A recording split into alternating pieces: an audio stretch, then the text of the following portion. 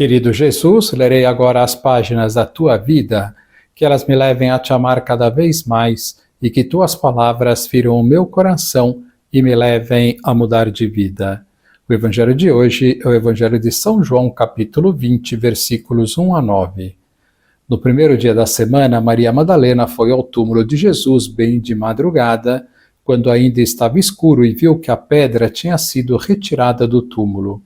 Então ela saiu correndo e foi encontrar Simão Pedro e o outro discípulo, aquele que Jesus amava, e lhes disse: Tiraram o Senhor do túmulo e não sabemos onde o colocaram. Saíram então Pedro e o outro discípulo e foram ao túmulo. Os dois corriam juntos, mas o outro discípulo correu mais depressa que Pedro e chegou primeiro ao túmulo. Olhando para dentro, viu as faixas de linho no chão, mas não entrou. Chegou também Simão Pedro, que vinha correndo atrás, e entrou no túmulo. Viu as faixas de linho deitadas no chão e o pano que tinha estado sobre a cabeça de Jesus, não posto com as faixas, mas enrolado num lugar à parte. Então entrou também o outro discípulo, que tinha chegado primeiro ao túmulo. Ele viu e acreditou. De fato, eles ainda não tinham compreendido a Escritura, segundo a qual ele devia ressuscitar dos mortos. Palavra da salvação, glória a vós, Senhor. Vamos olhar para Jesus. Hoje é uma festa de grande alegria. Jesus ressuscitou. Com a sua ressurreição, Jesus mostra ser o próprio Deus, pois só Deus tem o poder de dar a vida, de morrer e voltar à vida. Mostra que nos libertou da morte e do pecado e nos ressuscitou para uma vida nova, e que a morte se transforma em vida. Assim, a Páscoa é a festa da alegria, da esperança, do otimismo. E a Igreja nos diz que devemos comemorá-la nos próximos 50 dias, tal é o júbilo da Páscoa. Se para sua preparação foram 40 dias de penitência, agora são 50 dias de alegria. Vamos começar hoje uma série falando sobre a esperança, que é uma das lições que tiramos da ressurreição de Cristo e é o tema deste ano jubilar. Cristo venceu a morte e se a venceu, tudo tem saída. Cristo converte a morte e tudo o que pode significar a morte, uma doença, uma crise financeira, uma situação difícil num relacionamento, em vida. Assim, a ressurreição de Cristo é fonte inesgotável da nossa esperança. Para começar esta série, gostaria de ler alguns trechos da homilia do Papa Francisco do ano de 2019, onde o Santo Padre irá falar desta morte que se transforma em vida. Vejamos. As mulheres vão ao túmulo levando os aromas, mas temem que a viagem seja inútil, porque uma grande pedra bloqueia a entrada do sepulcro. Aí o Papa vai dizer que o caminho daquelas mulheres é também o nosso caminho, que este caminho lembra o caminho da nossa vida, quando percorremos nas noites da nossa vida, nos momentos de dificuldades, de situações onde não vemos uma saída, onde parece que tudo vai ser bloqueado diante de uma pedra. E aí dirá o Papa que hoje, porque ele escreveu esta homilia no dia de Páscoa da ressurreição do Senhor, hoje, porém, descobrimos que o nosso caminhar não é em vão, que não para diante de uma pedra tumular. Continua o Papa, uma frase incita as mulheres e muda a história. Por que buscais o vivente entre os mortos? Por que pensais que tudo seja inútil, que ninguém possa remover as vossas pedras? Por que cedeis à resignação ou ao fracasso? A Páscoa, irmãos e irmãs, é a festa da remoção das pedras. Deus remove as pedras mais duras, contra as quais vão embater esperanças e expectativas, a morte, o pecado, o medo, o mundanismo. A história humana não acaba frente a uma pedra sepulcral, já que hoje mesmo descobre a pedra viva, Jesus ressuscitado. Como igreja, estamos fundados sobre ele e mesmo quando desfalecemos, mesmo quando somos tentados a julgar tudo a partir dos nossos fracassos, ele vem fazer novas todas as coisas e inverter as nossas decepções. Nesta noite, cada um é chamado a encontrar no vivente aquele que remove do coração as pedras mais pesadas. Perguntemo-nos, antes de mais nada, qual é a minha pedra a ser removida? Como se chama esta pedra? Muitas vezes a esperança é obstruída pela pedra da falta de confiança.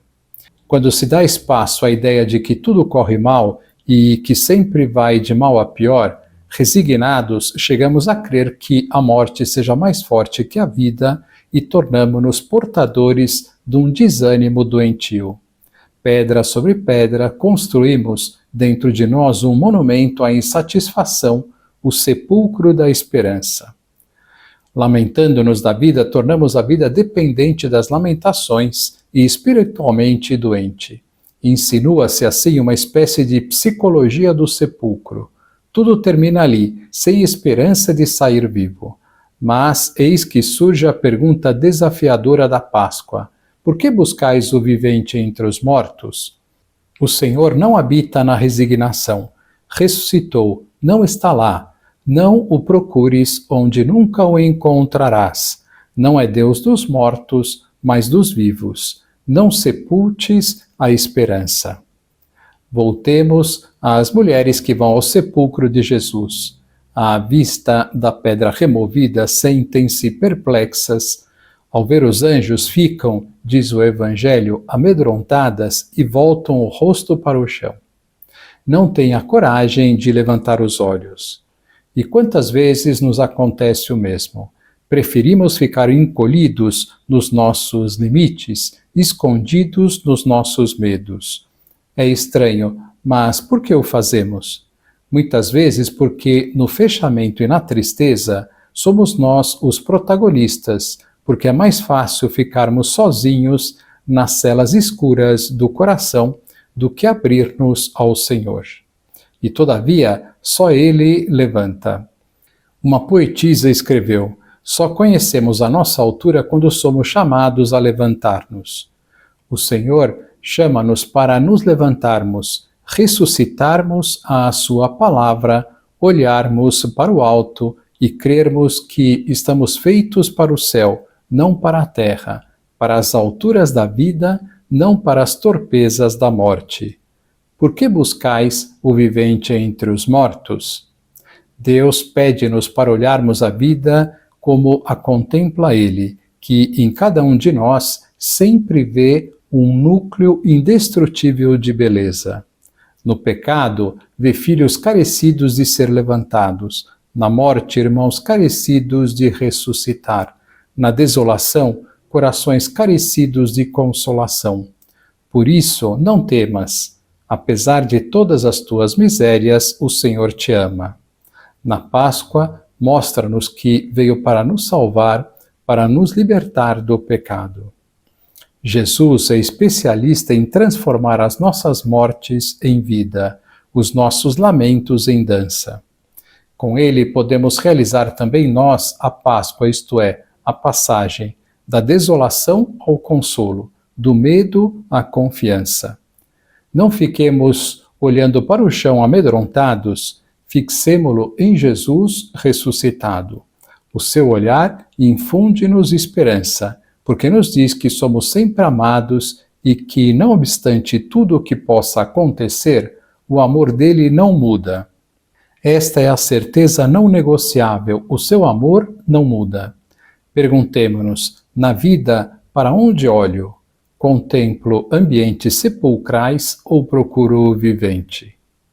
Por que buscais o vivente entre os mortos? As mulheres escutam a advertência dos anjos que acrescentam: lembrai-vos de como vos falou quando ainda estava na Galileia. A fé precisa voltar à Galileia, reavivar o primeiro amor com Jesus, a sua chamada. Voltar a um amor vivo para com o Senhor é essencial. Caso contrário, tem-se uma fé de museu, não a fé pascal. Recordando Jesus, as mulheres deixam o sepulcro. A Páscoa ensina-nos que um filho de Deus se detém pouco no cemitério, porque é chamado a caminhar ao encontro do vivente. Perguntemo-nos, na minha vida, para onde caminho? Sucede às vezes que o nosso pensamento se dirija contínua e exclusivamente para os nossos problemas, que nunca faltam, e vamos ter com o Senhor apenas para nos ajudar. Mas, deste modo, são as nossas necessidades que nos orientam, não Jesus. E continuamos a buscar o vivente entre os mortos. E quantas vezes, mesmo depois de ter encontrado o Senhor, voltamos entre os mortos, repassando continuamente saudades, remorsos, feridas e insatisfações, sem deixar que o ressuscitado nos transforme. Queridos irmãos e irmãs, na vida demos o lugar central ao vivente. Peçamos a graça de não nos deixarmos levar pela corrente, pelo mar dos problemas. A graça de não paralisar-nos diante das pedras do pecado e dos rochedos da desconfiança e do medo. Procuremos a Ele, deixemo-nos ser procurados por Ele, procuremo-lo em tudo e antes de tudo. E com Ele ressuscitaremos. Que lição nós podemos tirar de hoje? Que estas palavras do Papa Francisco alimentem poderosamente a nossa esperança, pois Deus pode tudo. Agora vos dou a bênção para este dia, a bênção de Deus Todo-Poderoso, Pai, Filho e Espírito Santo, esteja sempre convosco e permaneça para sempre. Amém.